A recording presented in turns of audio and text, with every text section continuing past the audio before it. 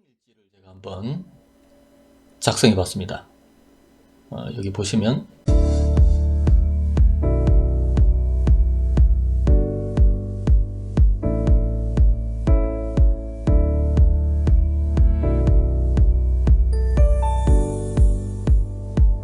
7월 22일에 통화감독국 OCC에서 은행 보유 허가를 인증해 줍니다. 그래서 그때부터 그 은행에서 이 보유가 허락이 됐죠. 그러고 나서 그레이스케일 등이 SEC에 펀드 최초로 등록 신고를 제출한 날이 2019년 11월 20일입니다.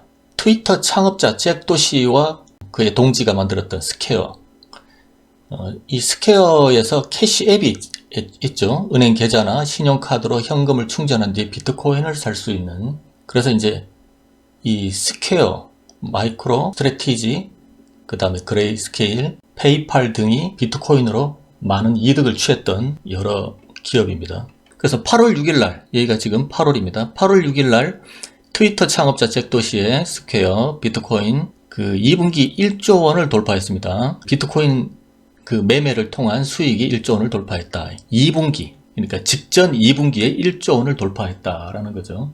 그리고 마이크로 스트래티지가 21,454개의 비트코인이 있다는 걸 8월 11일 밝혔죠. 그리고 그레이스케일이 8월 11일 날 TV 광고를 시작합니다.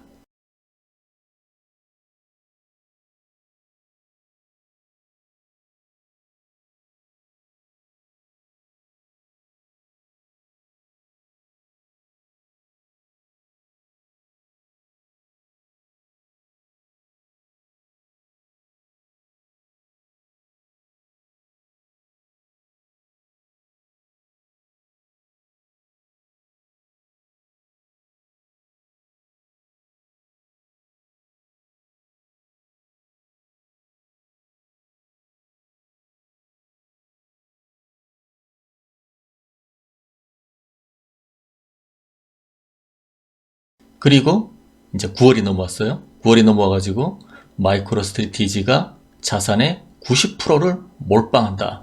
38,250BTC를 9월 14일 날 매수했다. 이 기사가 떴는데 이제 9월이 넘어왔어요. 9월이 넘어와가지고 마이크로 스트래티지가 자산의 90%를 몰빵한다. 38,250BTC를 9월 14일 날 매수했다. 이 기사가 떴는데 저는 어이가 없는 게 자기 할 일을 놔두고 왜 비트코인을 사느냐는 거죠. 회사가 펀드 회사도 아닙니다. 이렇게 그레이스케일처럼 아주 과거부터 이렇게 회사가 아니고 지금 웃기는 놈이죠. 이게 이때부터 드러나기 시작했어요. 마이크로 스트래티지가. 그리고 스퀘어에서 여기죠. 여기 이 스퀘어에서 4,709개 BTC를 10월 8일 날 매수했다는 기사가 또 떴습니다. 그리고 로스차일드가 그레이스케일의 BTC를 매입을 했다는 기사가 한 요쯤에서 이렇게 계속 나왔는데 이게 알고 보니까 21만 달러 규모의 투자를 한 게 이때가 아니고 기사가 이때 나왔는데 실제로는 2017년 7월 24일에 이미 갖다 꽂아 넣었더라. 2017년 게 아직도 있다는 얘기죠.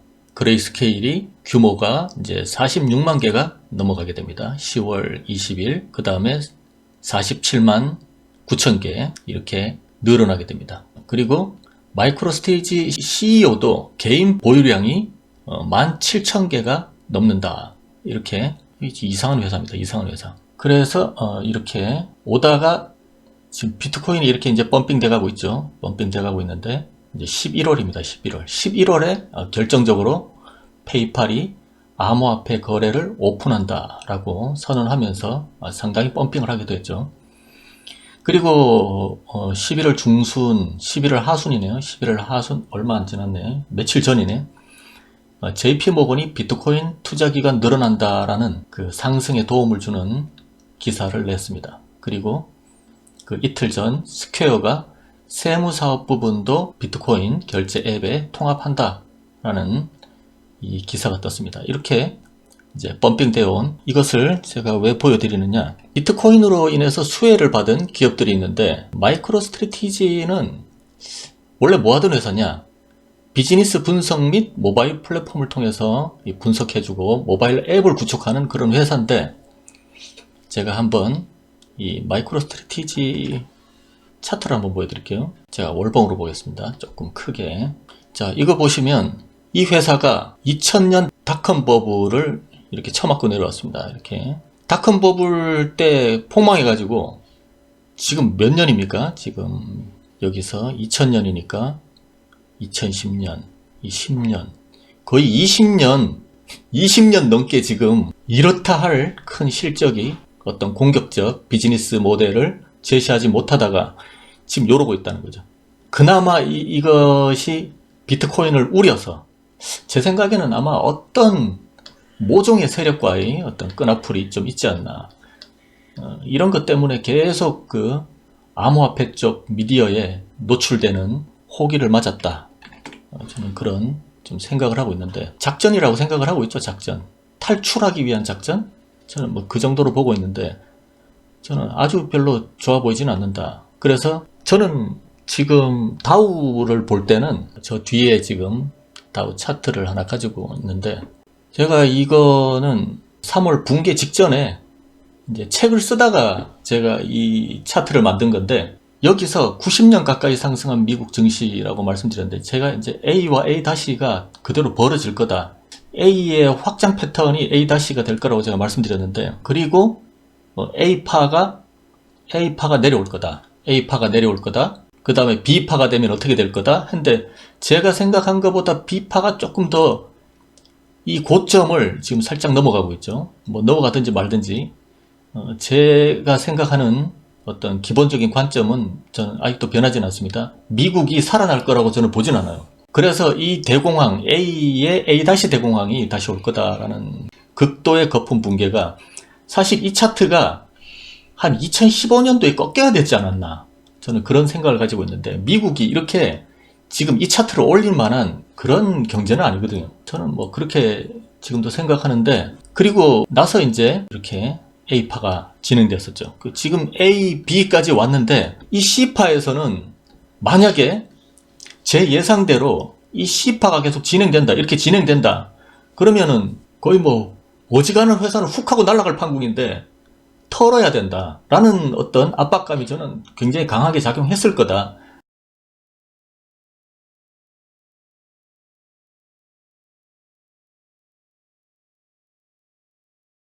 그래서 비트코인을 이용해서 주가 상승을 일으켰던 그 회사들이 몇몇 있더라라는 그런 생각을 가지고 있는 거죠. 네, 그래서 뭐 평소에 블록체인하고 아무 관계도 없던 이런 회사가 갑자기 비트코인 사재 끼면서 주가를 펌핑하는, 아주 의도적이지 않나.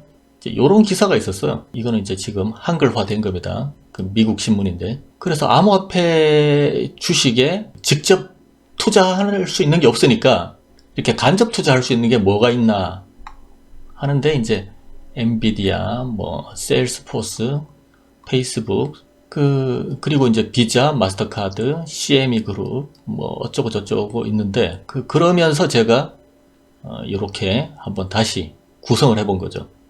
이 비트코인으로 누가 수혜를 받았나. 그래서 요 두 개는 엉뚱한 놈들, 요 두 개는 결제 앱, 그리고 여기는 채굴, 여기는 파생상품. 여기는 파생상품은 아니고 거의 주식이나 마찬가지다라고 보시면 되겠습니다. 스퀘어는 아까도 말씀드렸지만 트위터 공동 창업자로 유명한 잭 도시와 그의 동료인 짐 맥컬비가 설립한 그 미국의 모바일 결제 기업입니다. 그래서 스퀘어, 페이팔, 이 두 군데가 비트코인, 암호화폐 결제를 시작했죠. 참고로 코린이들을 위해서 이 페이팔은 그 테슬라 창업주 앨런 머스크가 좀 키워서 팔은 그 결제 앱이죠. 그래서 이 두 개는 이제 결제 앱으로 대박이 난 거고, 그래서 암호화폐 결제가 이 두 군데를 크게 주가를 반등시켜줬다. 이런 거는 뭐 기사도 나와 있습니다. 근데 이제 마이크로 스트래티지를 보면 지금 세 가지 중요 리스크가 떠 있어요. 외국 그 주식 홈페이지에 지금 떠 있는데 이걸 보려면 돈 내고 봐야 되기 때문에 제가 들어가지는 못했습니다. 그런데 이 세 가지 중요 리스크가 떠 있어요. 이거 왜 떠 있겠냐 이거죠. 지금 얘 같은 경우는 지금 해먹고 튀려고 먹튀라는 게 거의 지금 제 생각입니다. 지금 참 봉사와 일반인이 탁구하는 정도로 지금 참 상상이 안 되는 게임이죠 이게. 그리고 이제 이 여기 마이크로스트리티지는 상당량의 주식을 지금 임원이 팔고 있었어요. 그래서 뭐 몇 가지 중요 리스크가 뭔지 모르겠지만 문제가 있다 해서 그 버튼이 빨간색으로 지금 있어요 지금.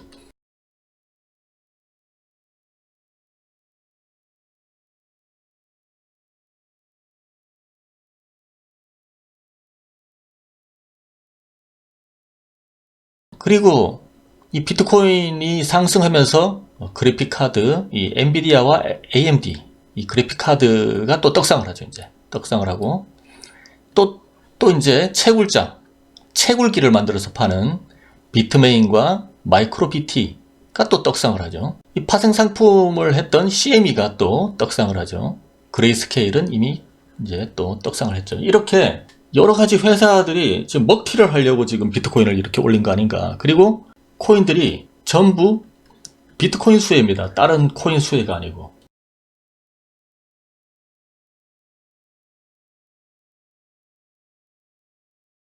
자, 주요 제조업체의 강력한 비트코인 채굴자를 위한 대량 사전 주문이 2021년 5월까지 매진되었다라는 기사가 있습니다. 그러니까 내년 5월까지 채굴기가 매진이 됐답니다. 그 정도로 엄청난 양을 팔아서 개미들이 이미 샀다는 거죠. 자, 이것도 무엇을 뜻하는가 한번 생각해 봐야 됩니다. 그리고 너무 이게 지금 많아지니까 비트코인의 인계값이 그 어느 때보다 높아지면서 많은 중국 소매 비트코인 채굴업체가 이더리움으로 전환했다. 그러니까 너무 포화 상태가 되니까 이더리움까지 덩달아서 그 채굴기가 팔려나가기 시작한다. 그래서 주요 제조업체의 가장 강력한 비트코인 채굴 하드웨어에 대한 대량 사전 주문이 내년 5월까지 대기 중이고, 이러한 장비에 대한 제도적 수요가 증가하고 있음을 시사한다.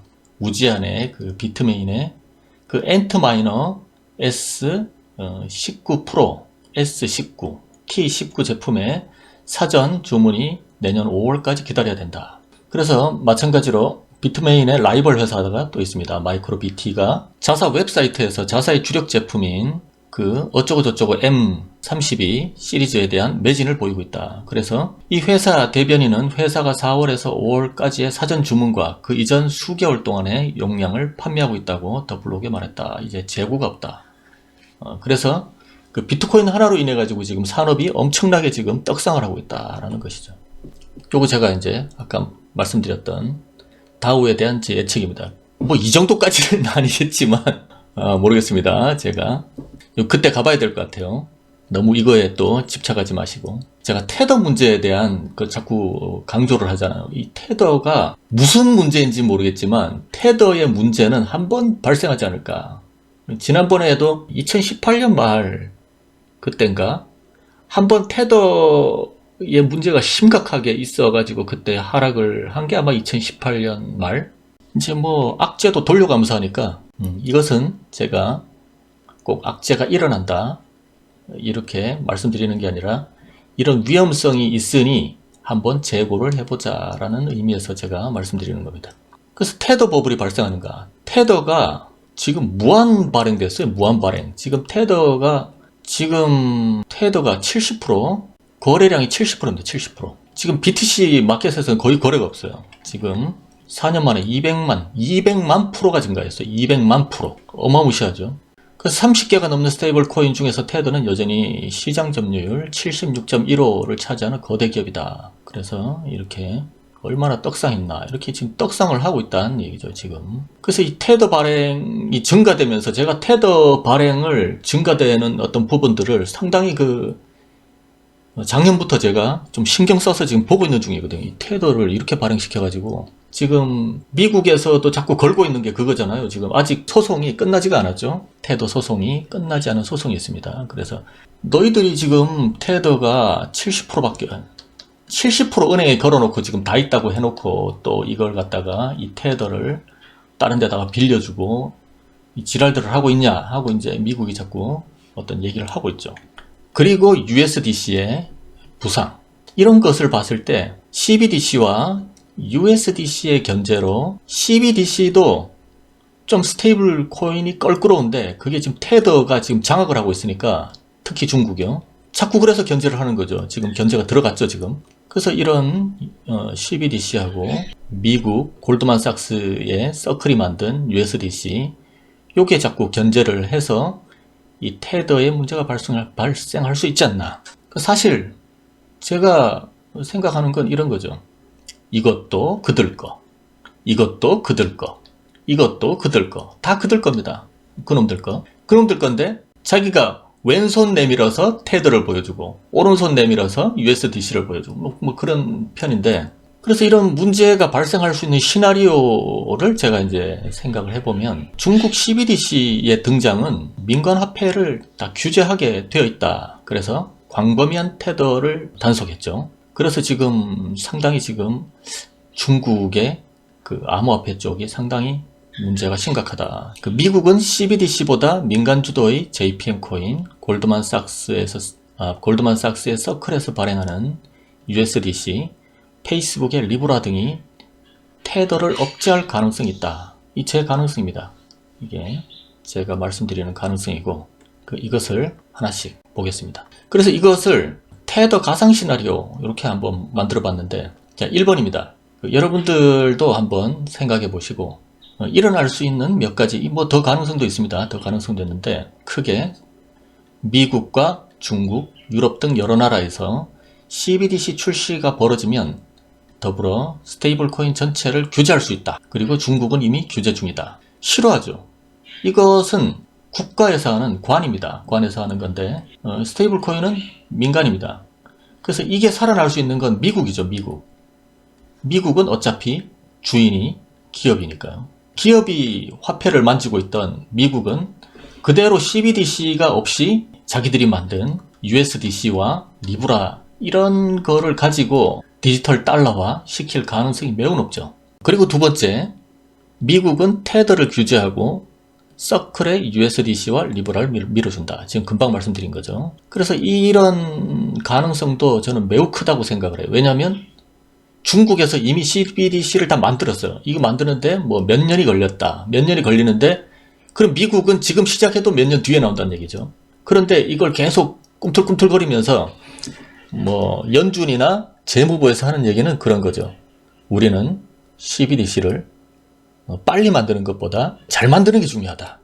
뭐 이런 미친 소리나 하고 지금 가만히 있는데, 이것의 의도가 뭐냐는 저도 잘 모르겠어요. 그래서 미국은 CBDC가 계속 안 나타날 수 있다 라고 생각을 가끔 합니다, 제가. 그리고 요런 것들이, 근데 요거하고 또 있죠. JP모건에서 만든 JPM. 다 같은 놈들이죠. 또 하나의 시나리오는 테더의 문제가 암호화폐 전반의 신뢰성 문제로 번질 가능성이 있느냐 없느냐. 테더에 대한 관심이 사실 저는 좀 꽤 높은 편입니다. 자, 이것을 한번 시나리오대로 하나씩 보겠습니다. 이게 2020년 11월 12일, 이번 달 12일 날 나온 기사입니다.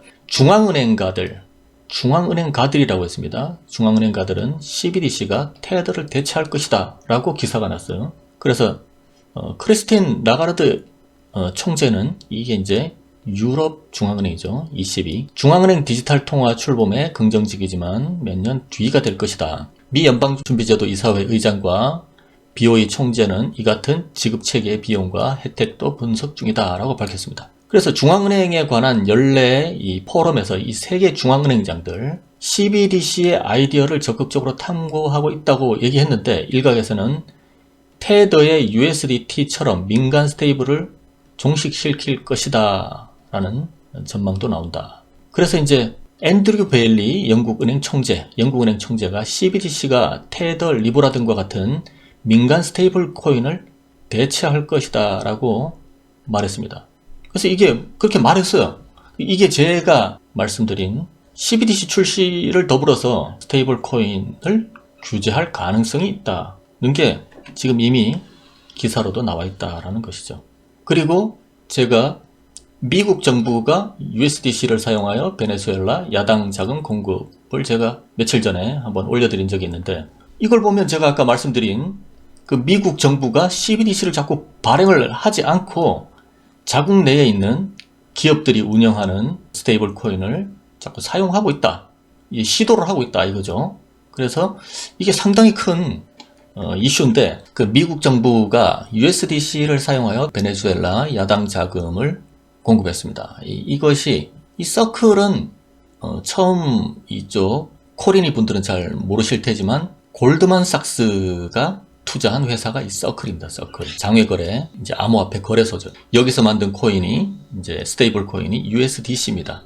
1대1로 달러 1을 맡기고 1 USDC를 만들어서 암호화폐를 사는 그런 구조를 가지고 있죠.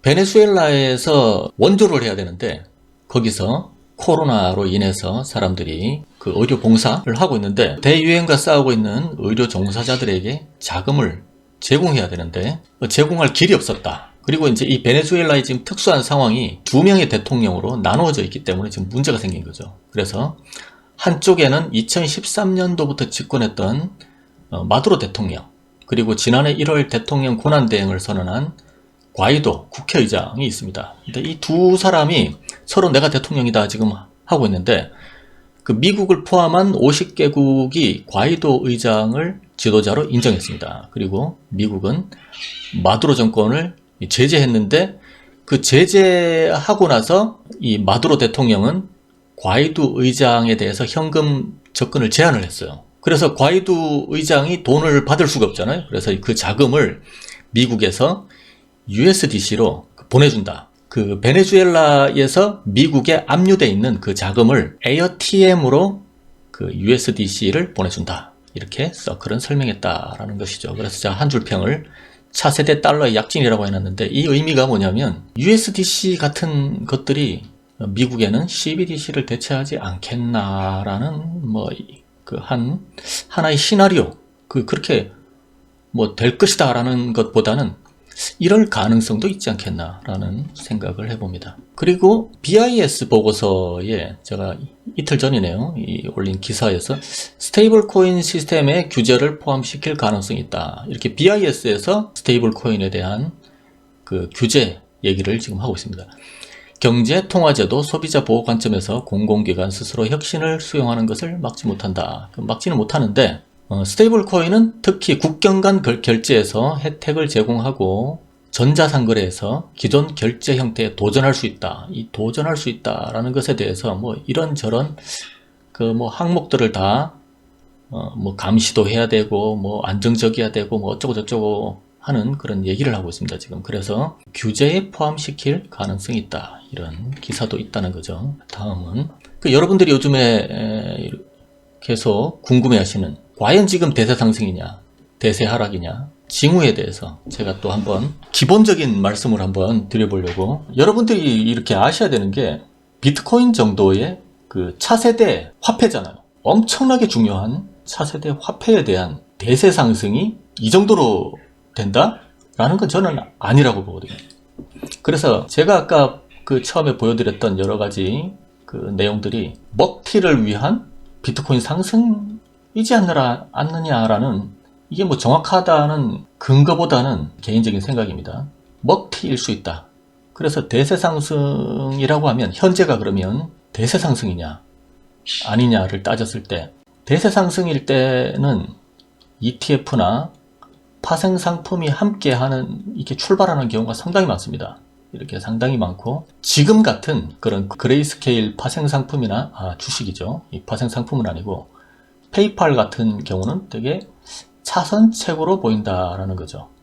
그러니까 그 ETF나 파생 상품이 함께 한다는 말이 무슨 얘기냐면, 동네에 있는 증권회사 있잖아요. 그리고 모바일에서 우리가 아무 데서나 그냥, 내가 휴대폰도 없어요, 아무런 그것도 없는 사람이 그냥 그 증권회사 은행에 가가지고 비트코인 관련 상품이 있어요? 라고 하면 그렇게 사지는 거예요. 그게 제가 봤을 때는 대세 상승의 어떤 징후다라고 보는 거죠. 그 정도 급은 돼야지. 그래서 사람들이 ETF를 그렇게 기다리는 겁니다. 지금 외국에서도, 지금 미국에서도 굉장히 ETF를 계속 밀어붙이려고 하는 이유가 우리가 요즘 뭐 핫한 SQQQ 만든 회사가 어디죠? 그 회사에서도 비트코인 ETF를 신청을 했었어요. 반려됐지만 프로쉐어즈죠. 프로쉐어즈 상당히 큰 파생상품 회사죠. ETF 회사죠. ETF 회사. 대표적인 미국의 ETF 회사인데, 그러니까 이 프로쉐어즈가 아마도 대세 상승 때 ETF 만듭니다. 실제로 제 생각에. 그렇지만 이 그레이스케일 정도의 GBTC, 이건 GBTC나 페이팔의 매매는 이게 온전한 매매가 아니죠, 이게. 그래서 이것은 대세 상승인 척하는 차선책으로 저는 보고 있습니다. 아직은 뭐 이게 제 생각이 100% 맞는지 아닌지 뭐 이거는 뭐 지나봐야 하는 거고, 항상 예측이라는 건 빗나갈 수도 있다라는 것을 알려드립니다.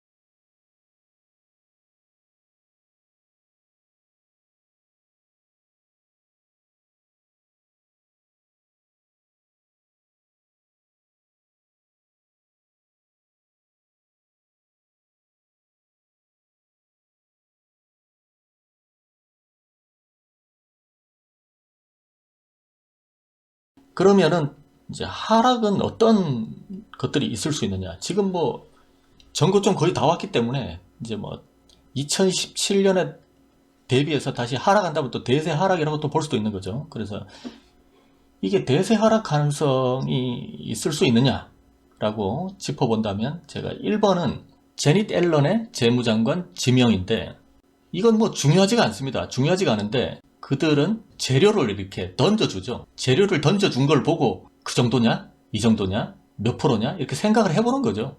뭐 다 자기들 뭐 작전대로 하는데, 이 사람들조차도 다 작전이죠.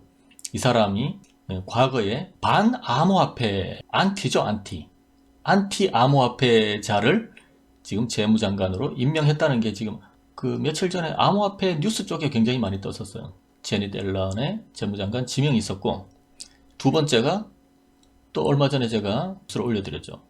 트럼프 정부가 나가면서 암호화폐 지갑을 규제했습니다. 그러니까 이런 규제는 또 처음 봤어요. 뭐 거래소, 채굴장 뭐 이런 규제는 봤어도 이런 쌍또라이들이 있나 싶을 정도로 이건 왜 만들었어? 아니, 종이 지갑이나 하드월렛, 뭐 모든 메타마스크 모든 지갑을 다 인증을 하라고 하면 도대체 뭐 하는 건지 모르겠어요. 어쨌든 그게 두 번째였고, 세 번째는 아까 제가 말씀드렸던 방금 전 테더 문제 가능성, 네 번째는 중국의 채굴장 규제로 묶여있던 비트코인이 엄청 많습니다, 지금. 그러니까 중국에, 그렇죠, 이게 통과가 되어야 대세 상승입니다. 이거는 제가 이따가 금이 언제 ETF 생겼나 한번 보여드릴게요. 네, 그리고 네 번째는 중국이 단속한 암호화폐의 방대한 양의 방출 가능성. 이 4, 5번에 똑같이 사네요. 이게 옵니다. 4, 5번에 중국이 지금 채굴자와 당국이 가지고 있는 퍼내려고 하는 비트가 상당한 물량이 되고 있다라는 거죠. 이거는 제가 말씀드린 게 아니라 그 뉴스에 그대로 나와 있습니다. 그래서 한번 제가, 요게 금 차트입니다. 금이 자 이렇게 떡상하죠. 떡상 직전에 뭘 합니까? 최초의 금 선물을 뉴욕 증권시장에 상장합니다. 그러고 나서 자기들이 뭐하죠? 살짝 내렸다가 완전히 떡상시켜버리죠. 이게 선물이나 ETF, 그러니까 파생상품을 주의 깊게 봐야 된다는 거죠. 주의 깊게. 이게 파생상품으로 시작해서 파생상품으로 끝난다는 얘기도 있어요. 그 정도로 시장에서는 파생상품의 위치는 유대인들의 주특기죠. 주특기. 그래서 여기서 또 보면은 한국의 최초의 현금으로 살 수 있는 금 ETF가 나왔어요. 왜 나왔을까요? 우리가 한번 이렇게 상상을 해봐야 되는 거죠, 이제. 이때가 제가 IMF라고 말씀드렸죠. IMF 때 우리나라의 금을 다 가져갔어요. 다 가져가고 뭐 했습니까? 곧바로 최초의 금 ETF를 만들었습니다. 그래가지고 어디까지 갔나요, 이게? 그 ETF를 만드는 이유는 몇 가지가 있죠. 그러니까 동네 구멍가게에서도 다 살 수 있게 아주 그냥 다 풀어버리니까 물량이 엄청나게 넘쳐나는 거죠. 이제 쫙 넘쳐나는 그 물량. 그리고 마지막에는 우리나라한테 몇 톤을 넘겼더라. 이때 우리나라한테 담아가지고 갔던 거를 요때 엄청난 물량을, 제가 이제 영상에도 있는데 제가 몇 톤인지 기억이 안 나네요. 다 물리게 만듭니다. 그래서 이게 한국은행에서 엄청나게 매입했죠. 이게 어떤 우리나라가 호구가 될 수밖에 없는 그런 모종의 협약이 있었을 것이다. 이런. 그래서 ETF 같은 경우가 아까 제가 말씀드리다 말았네요. 그래, 동네 구멍가게에서도 살 수 있는 물량을 엄청 넘치게 만들 수도 있지만, 이게 또 곱하기가 있어요. 곱하기. 2배, 3배, 많게는 5배. 이렇게 막 ETF 상품은 펌핑을 크게 시킬 수 있고, 또 숏으로 내려가면 죽이기도 엄청나게 죽일 수 있죠. 그래서 인버스가 또 있죠. 인버스. 그래서 이렇게 어떤 상품이 나올 때는 우리가 주시를 해야 된다는 얘기죠. 주시. 요즘 자주 봤었던 SQQQ입니다.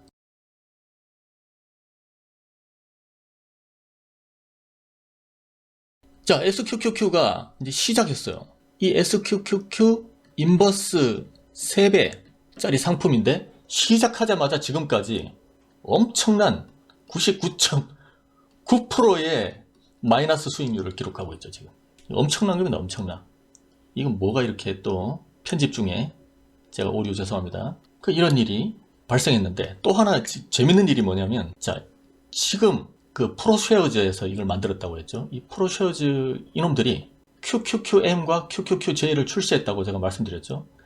출시할 때 잘 눈여겨봐야 되는, 출시할 때 잘 눈여겨봐야 된다. 상품이 다 그런 건 아닙니다. 다 그런 건 아니지만, 그리고 QQQM은 무엇이냐? 이게 ETF죠, 이것도. 나스닥 추종인데, 롱 상품이다, 롱 상품인데 도대체 이게 또 M은 왜 만들었냐? 원래 QQQ가 있는데 왜 만들었냐? 원래 롱 상품을 쪼갠 겁니다. 쪼개가지고 싸게 만들어놨어요. 이 뜻이 뭐냐? 싸니까 사라는 거죠. 개미 꼬시기. 개미를 지금 왜 꼬실까요? 라고 생각을 한번 해보시면 좀 답도 나올 것 같고. 그리고 또 하나 더 만들었어요. 이것도 사라. J는 뭐냐? 이것은 나스닥 100이거든요. 100의 추종인데 100을 넘어가는 겁니다. 그러니까 101위부터 그 뒤에, 그러니까 얼마나 이게 잡주들인가는 아시겠죠? 이 잡주들까지 지금 만들어놨어요.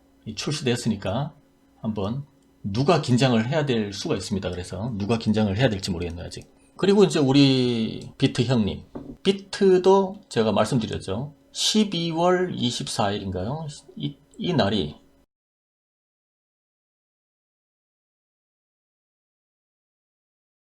이게 이제 폭락 시작할 때. 그래서 이 폭락하는 그 날짜, 시작 날짜가 CME 최초 6개월물 출시되는 날짜였습니다. 그래서 우리가 파생 상품이 시작될 때는 주의 깊게 봐야 된다라는 거죠. 몇 가지 내용 중에서 또 기사를 한번 보겠습니다. 그래서 첫 번째 제가 하락의 요소, 자넷 앨런이 선정됐다는 얘기죠. 이분이 어디 썼던 분이냐? 연방준비제도 이사회 의장을 지냈던 분이죠. 그래서 그녀는 비트코인의 팬이 아니다, 이렇게 말했다는 기사가 있습니다. 금융안전국 등 복수의 사무국을 직접 감독하고 있습니다. 재무안전국 OFS 등 복수 사무실의 사무소를 직접 감독한다. 그런데 이런 권한을 가지고 있다, 이런 거죠, 이 재무장관이. 근데 이제 2017년 12월 청문회에서 옐런이 비트코인을 고도로 투기적인 자산이라고 이 사람은 이렇게 얘기를 했어요. 그런데 연방준비제도가 암호화폐에 대해서 별다른 어떤 조치를 취하지 못하더라, 이런 얘기를 한 적이 있습니다. 미국 재무부가 비트코인에 대한 위협적 법률, 아까 두 번째죠. 트럼프 행정부가 나가면서 빅엿을 날리고 갔다라고 제가 한번 올린 적이 있죠. 그래서 여기 보시면 비트코인 코어, 메타마스크, 오픈소스, 암호화 지갑, 디파이, 하드웨어, 그 다음에 종이 지갑, 모든 것에 대해서 암호 지갑에 대한 정보를 요구했다. 이게 엄청나게 큰 제가 뉴스라고 보고 있는데, 요 무렵에 이제 조금 올라갔던 차트가 좀 내려가고 있었죠. 이것은 제가 봤을 때 이제 암호화폐 탈중앙화를 이제 완전히 파괴하지 않나. 그래서 처음에 비트코인을 만들었던 그 취지에 무색하게 중앙화로 이제 돌입하지 않겠나라고 제가 보고 있습니다. 그래서 암호화폐 산업의 모든 지갑을 개인정보 KYC를 증명하는데, 이 KYC는 뭐냐? 이게 Know Your Customer. 그래서 너의 고객의 모든 걸 다 달라는 거죠. 금융기관, 은행, 거래소 및 기타 기업이 필수적으로 수행해야 하는 운영규칙이다. 예를 들면 실명, 전화번호, 주민등록번호, 재산 상황, 사회관계 등과 같은 고객의 세부 정보를 조사하는 것이다. 그래서 내가 이렇게 싹 숨겼다가 나중에 어떻게 해야지, 뭐 이거 개인들이 지금 뭐 그런 생각 많이 하셨을 것 같은데 안 된다는 거죠. 이게 거래소에 두나 뭐 어디 숨겨두나 어쨌든 이거는 이제 그 다 노출되게 된다라는 거죠. 그래서 자금 세탁을 때려잡는다는 명분으로 모두 중앙화로 이제 회귀하게 생겼다. 그래서 이제 남은 명분은 비트코인에서 블록체인을 이렇게 만들어 가지고 놔뒀는데, 그건 이제 어떤 식으로 끌고 가는가, 이게 남은 거죠. 자, 그 다음은 이제 나머지 프라이버시 코인이 추적이 또 가능하게 해놨는데, 모네로, 대시 뭐 몇 개가 있죠. 모네로, 대시, 또 뭐가 제트캐시 뭐 이런 것들이 있는데, 이런 다크코인, 이게 이제 추적이 안 됩니다. 전혀 추적이 안 되는데 이런 것들을 추적하게 만드는 회사가 있어요. 그래서 사이퍼 트레이스라고 하는데, 이 회사에서 이제 다 추적되게 만들어 가지고 이제는 뭐 제가 그래서 우스갯소리로 뭐 카카오뱅크나 다를 게 뭐 있냐 뭐 이런 말씀을 드렸는데, 네, 같은 미디어가 떠들지만 아직 바이든이 확정된 게 아닐 텐데요. 여하간 제넷 앨런을 생각한 거지 임명된 건 아니잖아요. 네네.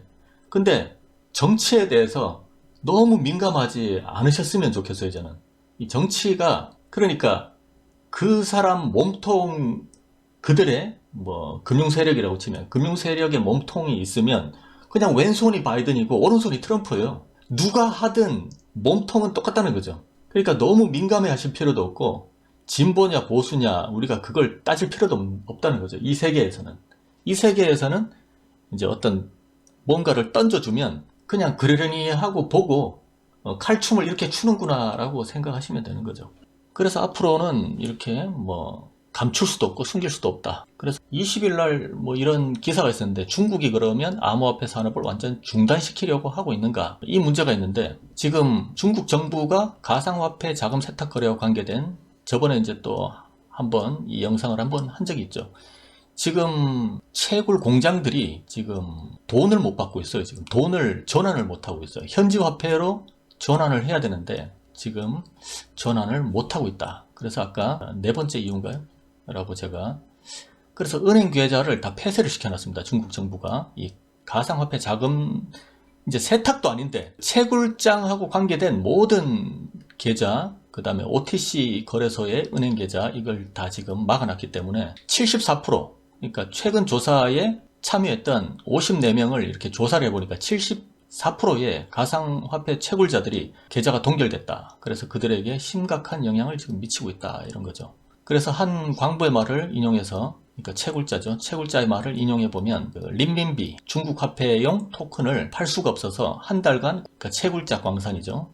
채굴장을 문을 닫아야 한다, 이렇게 전했답니다. 그래서 이것이 또 암호화폐 채굴을 위한 그 OTC 브로커들이 이제 사업을 중단해야 된다, 이런 데까지 지금 연결해서 미치고 있다. 중국 공산당 기관지 차이나 타임스에 따르면 동결 계좌가 많은 것은 OTC 거래를 통한, 이 OTC가 이제 장외 거래죠. 돈 세탁에 대한 경찰의 수사 결과라고 알려져 있습니다. 그래서 이로 인해서 세탁된 것으로 알려진 돈을 받은 여러 단계의 은행 계좌가 동결되었다. 그래서 이 과정에서 중국 채굴장에서 현금화하지 못한 비트코인 물량으로 인해서 공급 부족이 생겼다. 비트코인이 공급 부족이 생겼다. 그래서 비트코인 가격이 상승했다라는 기사가 있었죠. 이 제 얘기가 아니고 호재에 대해서 이렇게 적었다는 거죠. 비트코인이 왜 올랐나 할 때 그때 나왔던 기사였습니다. 그런데 이게 그때는 좋은 기사였는데, 이게 어떤 경로로 쏟아내기 시작하면 또 많은 양이 또 나올 수 있다, 이런 얘기죠. 그리고 제가 19시간 전 중국 공안이 비트코인 총 공급량의 1%를 지금 점유하고 있다라는 또 기사를 제가 말씀드렸죠. 그래서 중국 경찰이 비트코인 공급량의 1%인 19만 개, 19만 4,774개 비트코인을 압수했다. 그래가지고 지금 들고 있다는 얘기죠. 그래서 지금 200만 명이 넘는 사람들을 지금 착취한 이 수익금인데 이것을 지금 다 가지고 있다는 얘기죠. 그래서 이것도 지금 그 국고로 이미 몰수도 있는데 이것을 팔려고 한다. 지금 그런 내용도 있어요. 그래서 중국은 비트코인 해시율의 절반을 통제할 뿐만 아니라 이제는 비트코인 역시 큰 보유국이 되었다. 이런 기사입니다.